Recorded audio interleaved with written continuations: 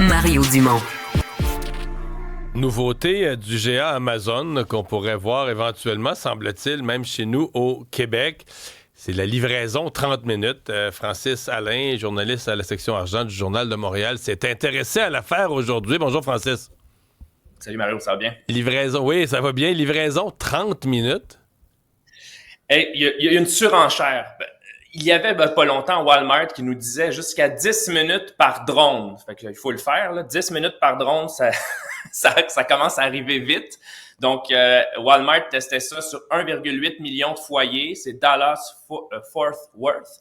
Et puis, il y en avait, c'est une 20 000 livraisons. Ça allait assez bien. Donc, livraison Donc, par là, drone. excuse-moi, mais là, c'est tellement petit comme temps.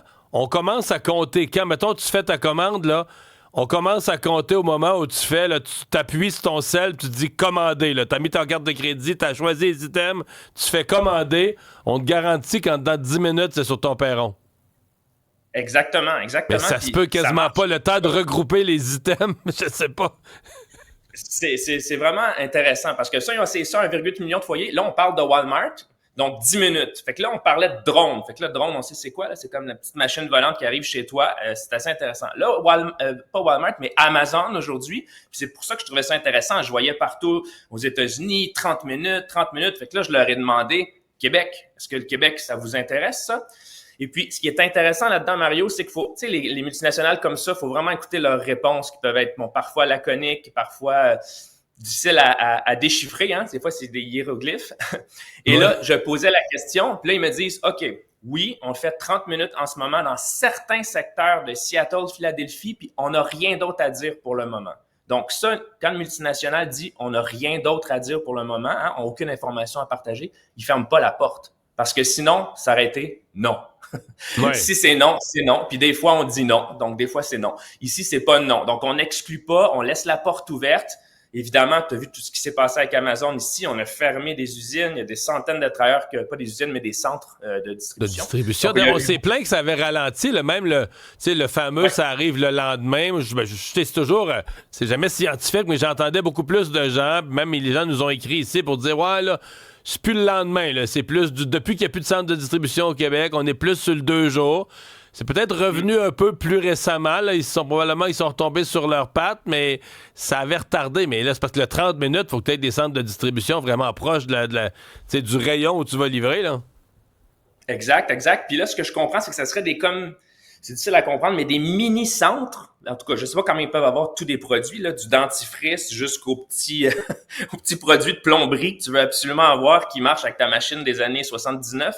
Donc, je sais pas comment ils s'arrangent, mais bref, là, ils disent que ça serait un peu tentaculaire. Ça serait des petits, c'est ça, des petits entrepôts, puis ça permet de ça. Puis ce qui est intéressant, Mario, c'est que là, on parle de livreurs, parce que dans leur communiqué, donc, quand ils parlent de ça, ils disent les clients peuvent suivre leurs commandes. Évidemment, on peut suivre, hein, on est accro à ça. Et la possibilité de donner un pourboire. Donc, là, on parle de livreur. Donc, et non on parle pas de drone. Parce qu'on ne donnerait pas de pourboire au drone, non. Exact. On ne donnerait pas de pourboire au drone. Et je m'imagine mal, peut-être là que j'ai mal compris puis que c'est un livreur dans le drone, mais ça m'étonnerait. Ici, je pense qu'on parle vraiment de livreur. Ouais. Bon, je sais pas si ça arrivera pas et quand. C'est juste que, puis là, j'ai lu beaucoup sur Amazon, là, qui investit des sommes inimaginables en robotisation, intelligence artificielle, pour que dans les entrepôts, ta commande se prépare tout seul, se mette en boîte tout seul, que pas avoir d'employés.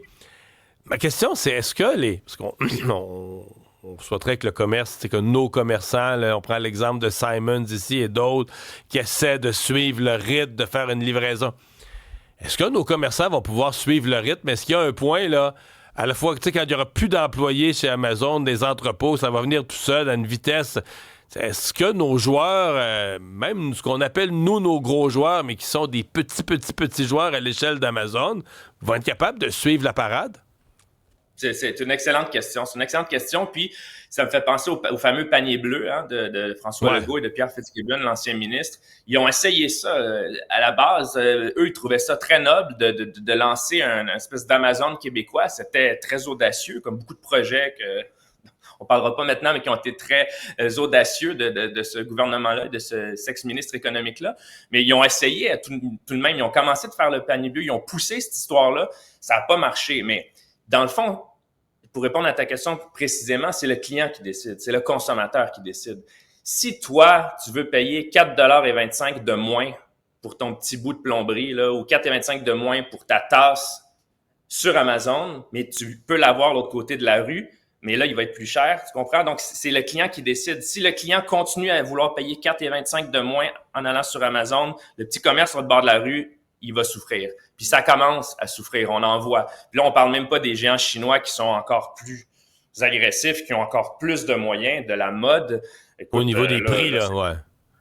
Là, écoute, là, clairement, il y a des compagnies qui roulent à perte en ce moment. Ça roule à perte, ça roule à perte. D'ailleurs, Amazon roulait à perte au début. Il y a beaucoup de réactions sur la messagerie, là. Entre autres, il y a quelqu'un qui dit je doute de cette nouvelle-là avec la fermeture des entrepôts. D'autres qui disent la livraison d'Amazon, est-ce que quelqu'un pense à la pollution? C'est Guy là, qui soulève le point.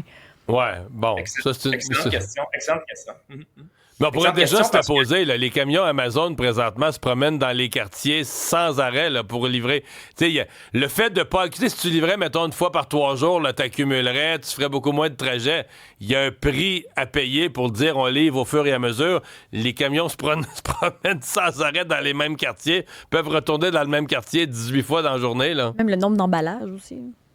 L'emballage, vous avez raison, parce que les compagnies d'emballage, ça va bien. On peut comprendre pourquoi, parce qu'on en a besoin d'emballage. Mais tu sais, pour répondre à ces questions-là, des auditeurs, ils ont raison, mais c'est que les gens continuent à l'utiliser. C'est l'œuf ou la poule. Je veux dire, si demain matin, personne achète sur Amazon, sur la planète Terre, c'est la fin d'Amazon. C'est la fin d'Amazon. Éric dit en terminant, de se passer. Livraison 30 minutes, ils n'ont rien inventé. Je travaille comme livreur chez Mike 190, 30 minutes, c'était gratuit. Oui, c'est vrai. Hey, merci beaucoup, Francis. Mot de la fin. Merci, Francis. Salut.